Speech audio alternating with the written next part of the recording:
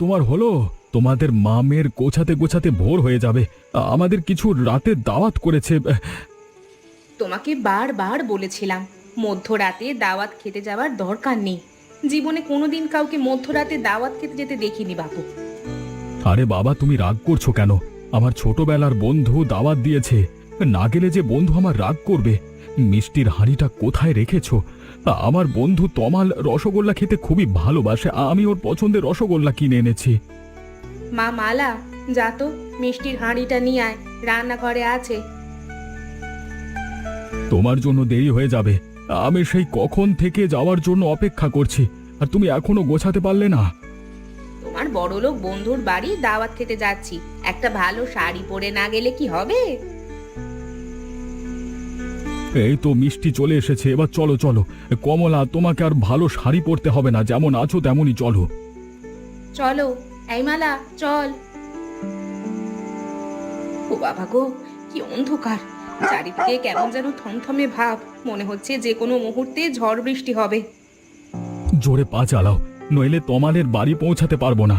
তমালের বউ মাছের ঝোল করেছে, কতদিন যে মাছের ঝোল খাইনি। আজকে একেবারে পেট পুড়ে খেও, এমন খাওয়া খাবে যাতে 1 বছর মাছ খাওয়ার ইচ্ছা না হয়। এবার বলো, আমাদের আর কত দূর হাঁটতে হবে? হাঁটতে হাঁটতে যে আমার পায়ে ব্যথা হয়ে গেছে। আর বেশি হাঁটতে হবে না গো। ওই যে দেখছো সামনে দোতলা বাড়ি, ওই বাড়িটা আমার বন্ধু তমালের। আমরা এখন ও বাড়িতেই থাকবো। যাক বাবা, অবশেষে তোমার বন্ধুর বাড়ির দেখা পেলাম।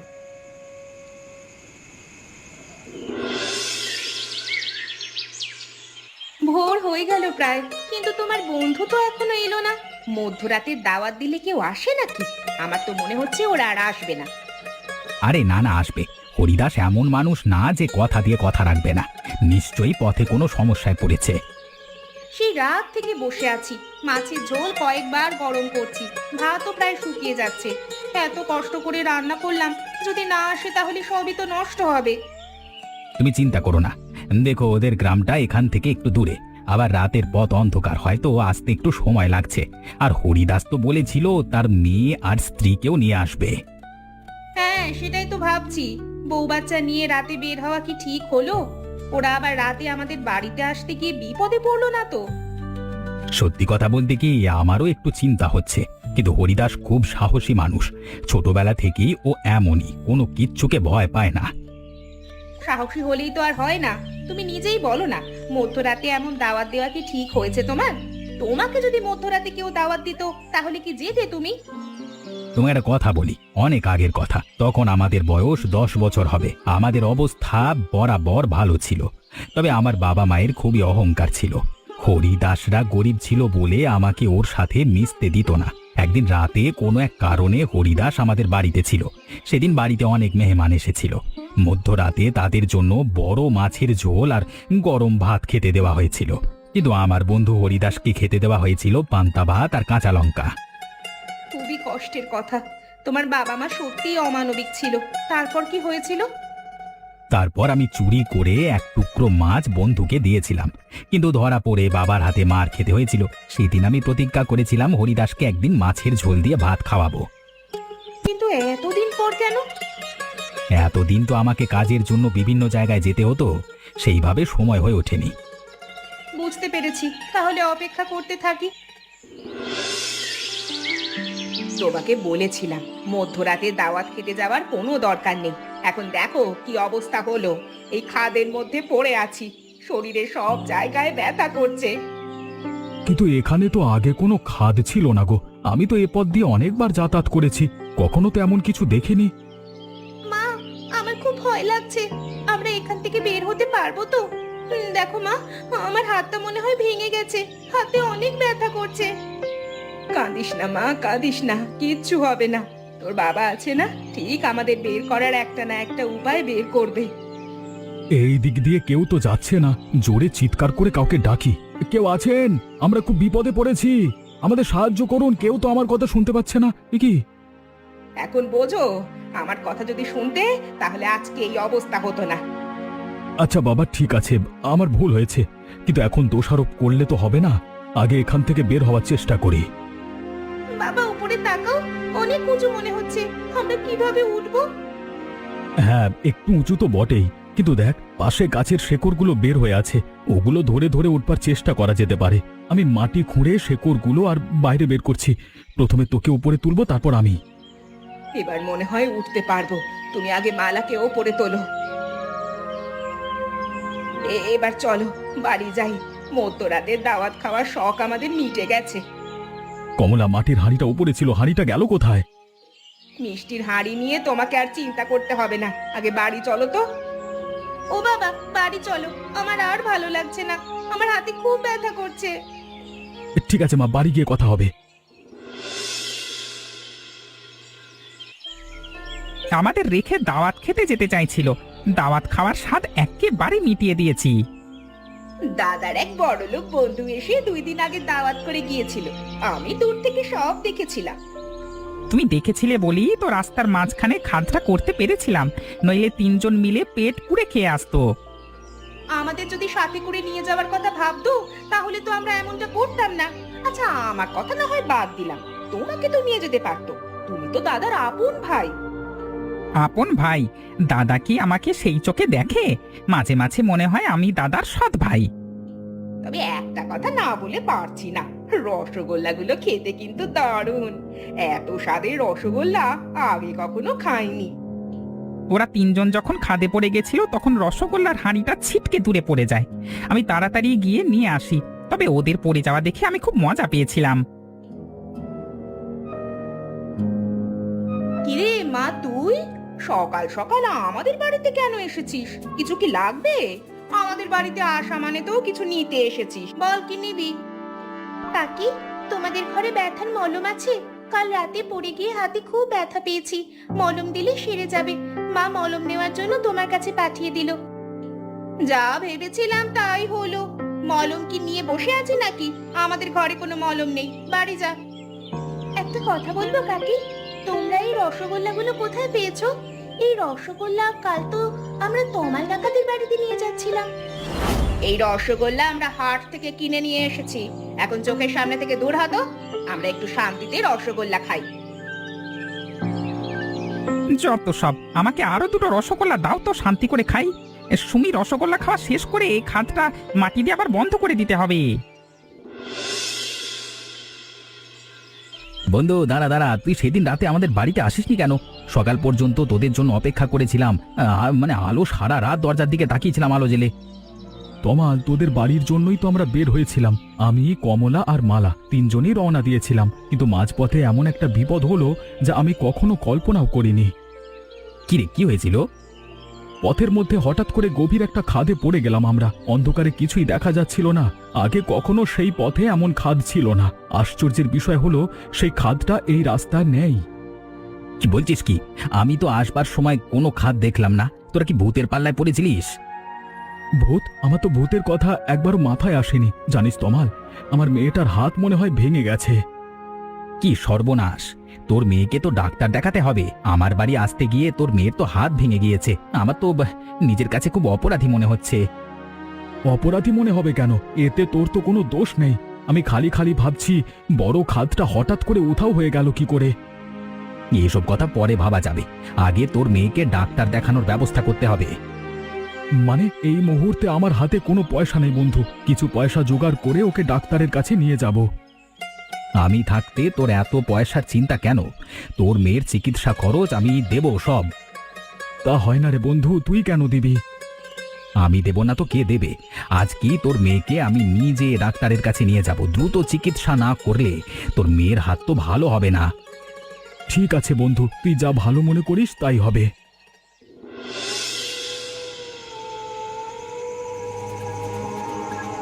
তুমি ঠিকই দেখেছিলে, সারা ঘর তন্ন তন্ন করে খুঁজলাম, কোথাও টাকা খুঁজে পেলাম না।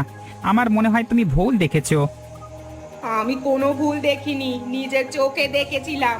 গতকাল বিকেলে দাদার বন্ধু অনেকগুলো টাকা দিয়ে গেছে, সেই টাকা দিয়ে নাকি মালার অপারেশন করবে। তমালদা মালার চিকিৎসার জন্য টাকা দিতে যাবে কেন? তুমি কি না কি দেখেছো তার ঠিক নেই। চলো এখান থেকে যাই, এখানে বেশিক্ষণ থাকলে আমার চোর চোর বলে তাড়া করবে আমাকে আবার।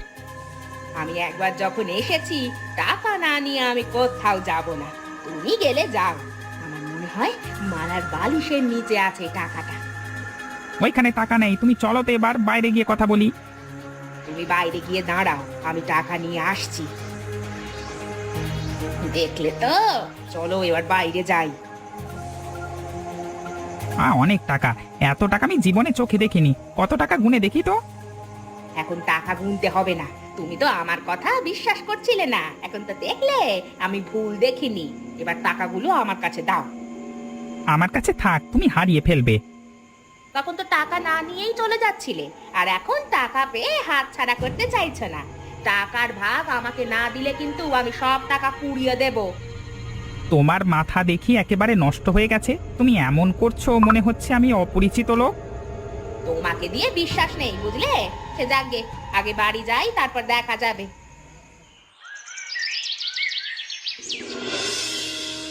মা, আমার হাতটা খুব ব্যথা করছে, আমি আর সহ্য করতে পারছি না। মা, আমাকে ডাক্তারের কাছে নিয়ে যাও। ও মা গো, মরে গেলাম। তোর এই কষ্ট আমি দেখতে পাচ্ছি না রে মা, একটু সহ্য কর মা, সব ঠিক হয়ে যাবে। আজকেই তোকে ডাক্তারের কাছে নিয়ে যাব। ডাক্তারের কাছে নিয়ে যাবে? টাকা কোথায় পাবে? যে টাকাটা দিয়ে মালার অপারেশনের কথা ছিল সেই টাকা তো নেই। টাকাগুলো তুমি ঠিক করে রাখতে পারোনি। আমি এখন কোথায় যাব, কার কাছে হাত পাতবো? তুমি শুধু আমাকে দোষ দিচ্ছ কেন? আমি তো টাকা মালার বালিশের নিচেই রেখেছিলাম, কে জানতো সে চুরি হয়ে যাবে। আমার ঘরে এসে কে টাকা চুরি করবে বলো দেখি? তুমি নিশ্চয়ই হারিয়ে ফেলেছো। তমাল মালার চিকিৎসা করতে এতগুলো টাকা দিল আর তুমি হারিয়ে ফেলেছো। তোমার উপর আমার সত্যি খুব রাগ হচ্ছে। বাবা, রতন কাকা আর কাকি চুরি করতে পারে, ওরা আগেও আমাদের ঘর থেকে অনেক কিছু চুরি করেছে, কিন্তু আমি তোমাদের বলিনি। একদিন আমাদের রান্নাঘর থেকে ভাত চুরি করেছিল, তারপর আমি সেদিন মলম আনতে গিয়ে দেখি সেই রসগোল্লার হাঁড়ি। আমি রসগোল্লা খেতেও দেখেছি। তুই কি সত্যি বলছিস? তোর কথা যদি সত্যি হয় আমি ওদের ছাড়বো না। বাবা, আমি মিথ্যে কথা বলি না, তাছাড়া ওরা আমার সাথে খুবই খারাপ ব্যবহার করে।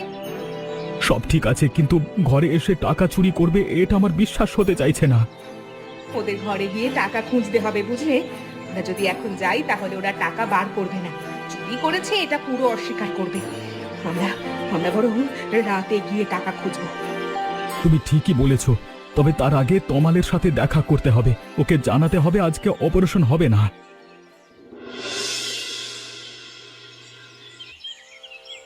মালার অপারেশনটা আজকে হলো না, আমার খুব খারাপ লাগছে।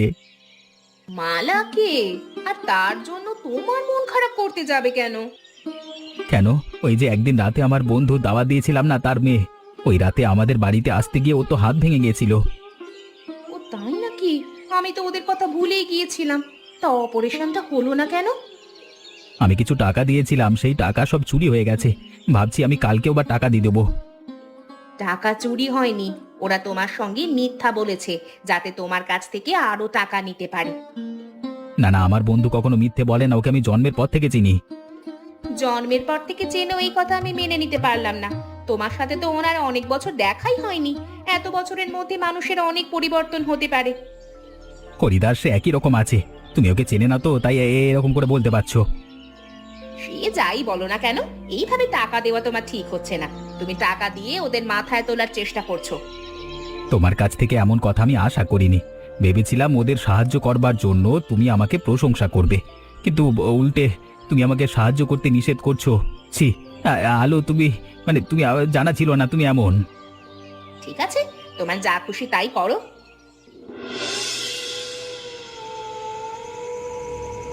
দিদি, তুমি আমাদের ঘরে টাকা চুরি করতে এসেছো? ছি ছি ছি ছি ছি ছি, তোমাকে তো আমরা ভালো মনে করতাম, এখন দেখছি তুমি একটা চোর। আমাদের বাড়িতে এসেছো চুরি করতে। চুরি আমি করতে এসেছি? তোরা আমার ঘর থেকে টাকা চুরি করে আবার উল্টে আমাকে চোর বলছিস? এই টাকাটা মালার চিকিৎসার জন্য ছিল। চিকিৎসার টাকা চুরি করতে তোদের লজ্জা করেনি? দিদি, একটু ভেবে কথা বলো। আমরা কেন তোমার ঘর থেকে টাকা চুরি করব?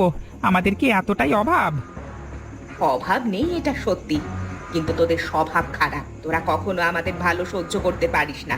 এমনকি আমরা তমালের বাড়ি যাতে দাওয়াত খেতে যেতে না পারি তার জন্য তোরা রাস্তার মাঝখানে খাট করে রেখেছিলি। তোদের খুব ভালো করে চেনা হয়ে গেছে।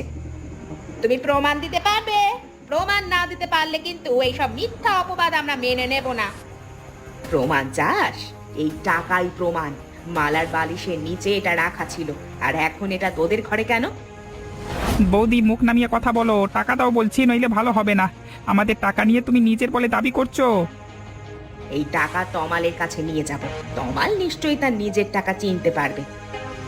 শোনো বৌদি, ভালো চাও তো আমার টাকা ফেরত দাও, নইলে তোমাকে ঘাড় ধাক্কা দিয়ে বার করে দেবো। দিদি এবার যাও তো, অনেক রাত হয়েছে, আমরা এবার একটু শান্তি করে ঘুমাবো। তোদের কপালে দুঃখ আছে বলে দিলুম। এখানে দাঁড়িয়ে ম্যান ম্যান করো না তো, তোমার ম্যান ম্যান শুনতে ভালো লাগছে না।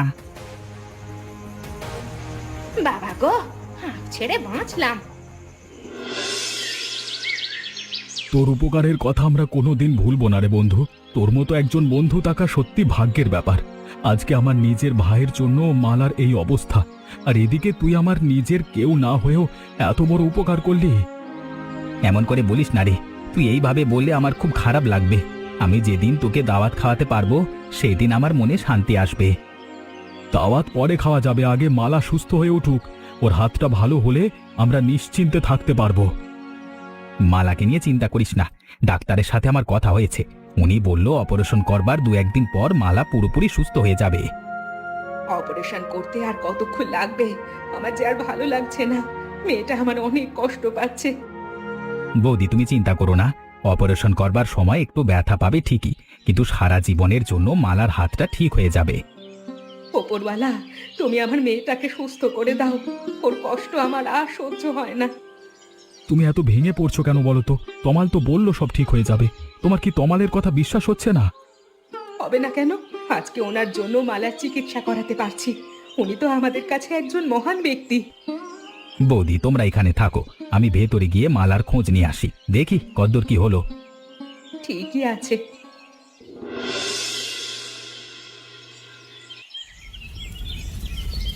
বাঁচাও বাঁচাও গো বাঁচাও, আগুন আগুন!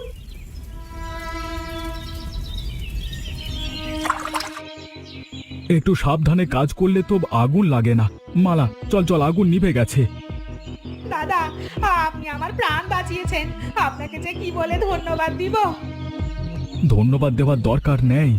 মানুষ বিপদে পড়লে তো আর পাশে দাঁড়ানো উচিত। তোমরা আমাদের হয়তো পছন্দ করো না, কিন্তু একটা কথা মনে রেখো, আমরা সব সময় তোমাদের বিপদে ছুটে আসবো।